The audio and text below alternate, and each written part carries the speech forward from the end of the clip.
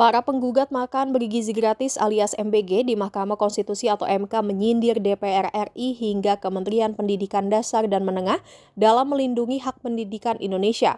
Pasalnya baik Menteri Pendidikan Dasar dan Menengah Abdul Muti dan DPR RI seharusnya malu karena mereka telah gagal melindungi kepentingan pendidikan anak-anak Indonesia yang harus disunat karena program MBG. Pengacara publik LBH Jakarta Daniel Winarta yang terlibat dalam gugatan tersebut mengatakan dikabulkannya gugatan MBG di MK ini bukti dari gagalnya Menteri Pendidikan Dasar dan Menengah serta DPR RI dalam melindungi hak-hak pendidikan di Indonesia.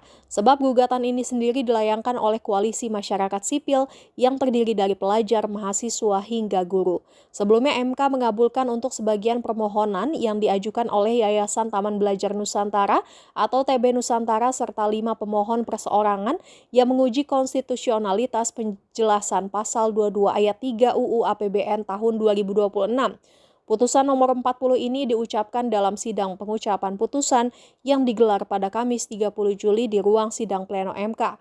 Sehingga untuk anggaran pendapatan dan belanja negara atau APBN setelah tahun 2026, anggaran program makan bergizi gratis yang bukan merupakan komponen utama pendidikan harus dipisah atau tidak menjadi bagian dari anggaran operasional penyelenggaraan pendidikan.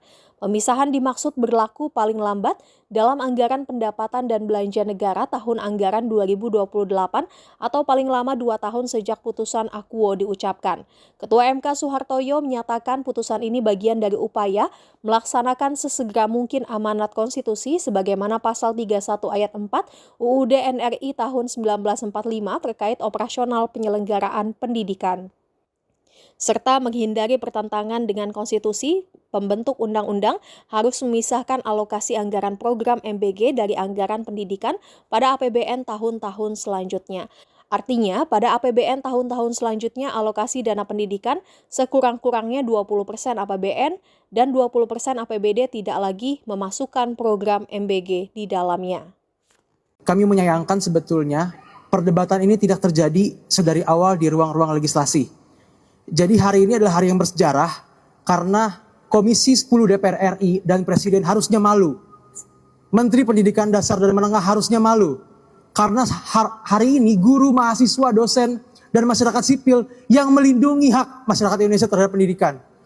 Menteri Pendidikan malu, Presiden pun malu karena tidak berdaya, ya, karena tidak melindungi hak masyarakat Indonesia terhadap pendidikan. Jadi saya rasa hari ini adalah hari yang bersejarah, itu karena bukan menteri yang melindungi hak pendidikan, tapi justru rakyat. Itu aja, terima kasih.